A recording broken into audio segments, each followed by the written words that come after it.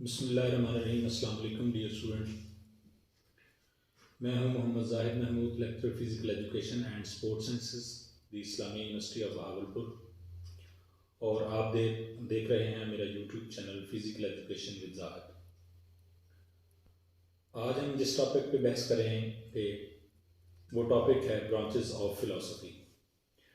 First of all तो हमें इस बारे में पता होना चाहिए कि फ़िलासफ़ी क्या है। Philosophy means love for wisdom. In a broad sense, philosophy is an activity people undertake when they seek to understand fundamental truths about themselves and world in which they live, and the relationship to the world and each other.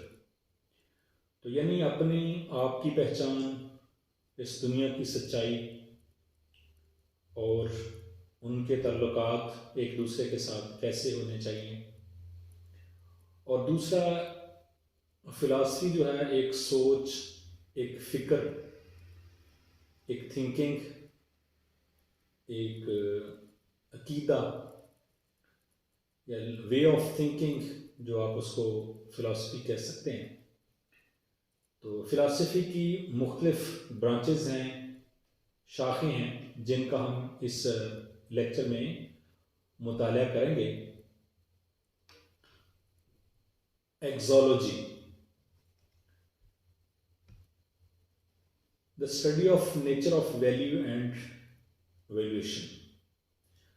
अब कायनात में मौजूद जो कुदरती तौर पर nature की मौजूदगी है और वैल्यूज़ जो है उसको हम फिलॉसफी की इस ब्रांच के ज़ेर असर ज़ेर बहस लाते हैं। मिसाल के तौर पर जैसा कि एरिस्टोटल ने कहा था कि man is a social animal, इंसान एक माशरती हैवान है। इंसान सोसाइटी के बगैर नहीं रह सकता और सोसाइटी के साथ रहना ही इंसान का हुस्न है। और यही एक सोसाइटी में रहने से ये इंसान के जो रहने का तरीक़ाकार है या दूसरों के साथ रहन सहन उसको पता चलता है। तो जो इक़दार हैं किसी सोसाइटी की, किसी मज़हब की, किसी मुआशरे की, वो इस ब्रांच के ज़ेर असर और ज़ेर बहस आती हैं कि हम वैल्यूज़ और उनकी वैल्यूएशन को देखते हैं। And study of values is called axiology. और अमूमन federal public service commission, Punjab public service commission या दूसरे सूबों के भी जो कम्पिटिटिव एग्ज़ाम हैं उसमें फ़िलासफ़ी के हवाले से जब कभी भी कोई सवाल आता है तो तकरीबन इसी नोयत के सवाल आते हैं। शॉर्ट टर्म में इसकी ब्रांचेस को की जो वन लाइन डेफिनेशन होती है वो बयान की जाती है और ऑप्शन में ये 3 से 4 जो हैं बड़ी जो ब्रांचेस हैं उनका नाम होता है ताकि जो स्टूडेंट है वो पहचान सके। तो यहाँ पर आपने कोशिश करनी है कि आपने कॉन्सेप्ट क्लियर करने हैं। नंबर 2 पे है metaphysics, the study of fundamental nature of the reality. अब हकायक को जांचना और परखना जो है ये मेटाफिजिक्स कहलाता है। शायद इससे पहले भी मैं जिक्र कर चुका हूँ कि अल्लामा मोहम्मद इकबाल रहमतुल्लाह अलैह की जो पीएचडी की डिग्री थी उनका भी टाइटल जो है वो मेटाफिजिक्स से ही रिलेटेड था, जो आज से तकरीबन कोई 120-25 साल पहले की बात है। तो रियलिटी क्या है, जब इंसान रियलिटी को समझता है तो उम्र का बहुत सारा हिस्सा वो अपना गुजार चुका होता है। यानी उसे हकीकत मालूम होती है कि उसे क्यों तख्लीक किया गया, उसकी तख्लीक का मकसद क्या था और वो कर क्या रहा है। बीइंग ए मुस्लिम, यहाँ मैं थोड़ा सा आपको बताता चलूँ कि अल्लाह ताला फरमाता है कि वमा खलक़तुल जिन्ना वल इंसा इल्ला लियअबुदून, कि हमने इंसान और जिन को सिवाय इसके किसी काम के लिए पैदा नहीं किया कि वो मेरी इबादत करें। तो यहाँ ये समझना भी बहुत ज़रूरी है कि आया कि सिर्फ नमाज पढ़ना या कुरान पढ़ना ही इबादत नहीं है, हकूक़ुल्लाह भी हैं और हकूक़ुल इबाद भी हैं उसके साथ साथ। इन दोनों पे जो को करना लाज़िम व मलज़ूम है, क्योंकि हकूक़ुल्लाह तो अल्लाह ताला के हकूक़ हैं, वो किसी भी वक्त और मेहरबान है, वो बख्श सकता है। लेकिन जो हकूक़ुल इबाद हैं ये हमको अदा करने होंगे, ज़िंदगी में कर लेंगे तो आसानी रहेगी। अगर अपनी ज़िंदगी में हकूक़ुल इबाद हम पूरे नहीं करते तो कल आने वाले क़यामत के दिन इसका हिसाब हमसे लिया जाएगा, वो हमको अदा करना होंगे। वो हमारी नेकियां चली जाएं या दूसरों की बुराइयां जो हैं वो हमारे खाते में डाल दी जाएं।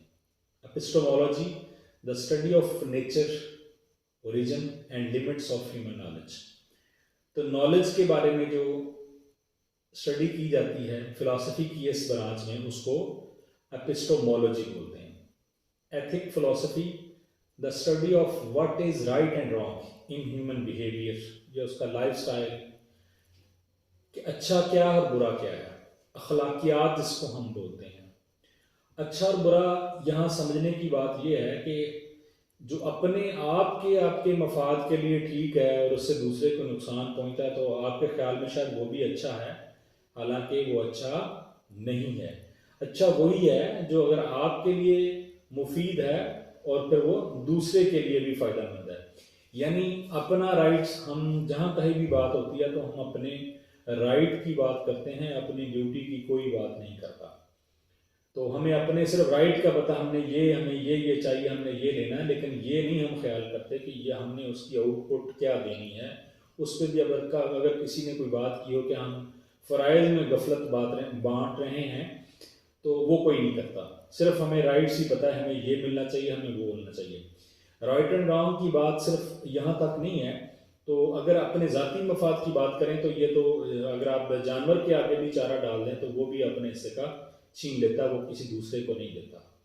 तो राइट एंड रॉन्ग ये है कि इस दुनिया की हकीकत क्या है, अच्छा क्या और बुरा क्या है, आपके लिए भी और इस सोसाइटी के लिए भी और आने वाली नस्लों के लिए भी। Aesthetics, the study of beauty and taste, इस कायनात की हुस्न और उसके जो उसका टेस्ट है, मज़ा है, जो अल्लाह ताला की नेमतें हैं, जो चीज़ें हैं, और जो उसकी नेचुरल ब्यूटी है या आर्टिफिशियल जो इंसान ने चीज़ों को बनाया है, उसका मुताला फ़िलासफ़ी की इस ब्रांच के ज़ेर असर किया जाता है। The logic philosophy, study of the nature and types of logic. अब लॉजिक कुछ चीज़ें जो हैं, मोस्टली जो चीज़ें हैं वो लॉजिक के साथ ही बयान की जाती हैं, जैसा कि आपने पहले भी पढ़ा होगा कि सबसे मोतबर ज़रिया जो है वो वही है तालीम का, जो अल्लाह ने अपने नबी पर भेजी।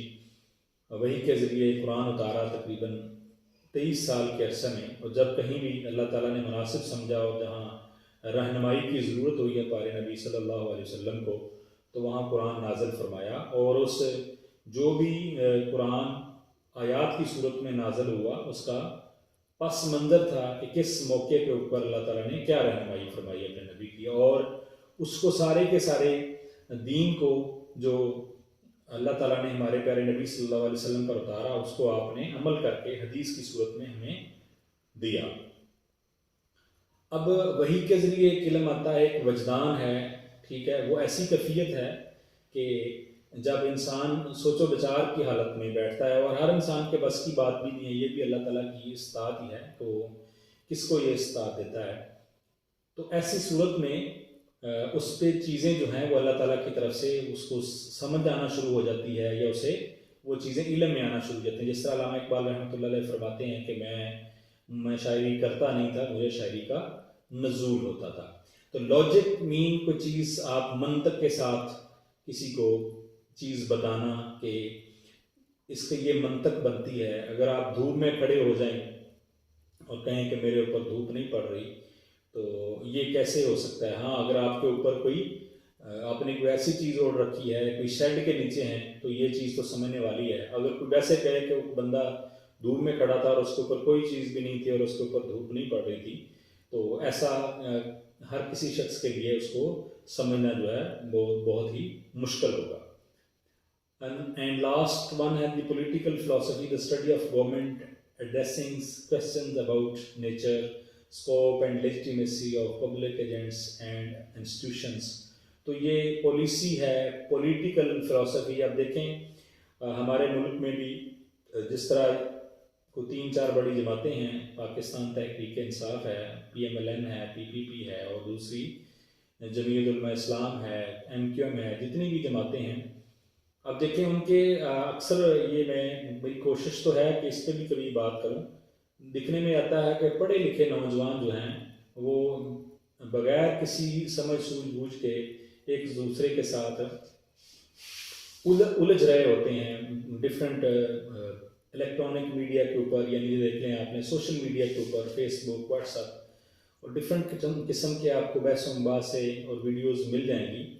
तो जो बगैर किसी सोचे समझे मंतक के जिस चीज़ को आपने ज्वाइन कर लिया है और उसको हरफ आखिर समझ कर उसकी बगैर ज़रूरी तौर पर भी आप सपोर्ट करते हैं। तो ये पॉलिटिकल फिलॉसफी है किसी भी जमात की या उसके कारकुनों की कि जो उसको गलत होने के बावजूद भी, अब देखें हर जमात में गलतियां हैं, कोताहियां हैं और हर लीडर में इंसान है ना सारे के सारे।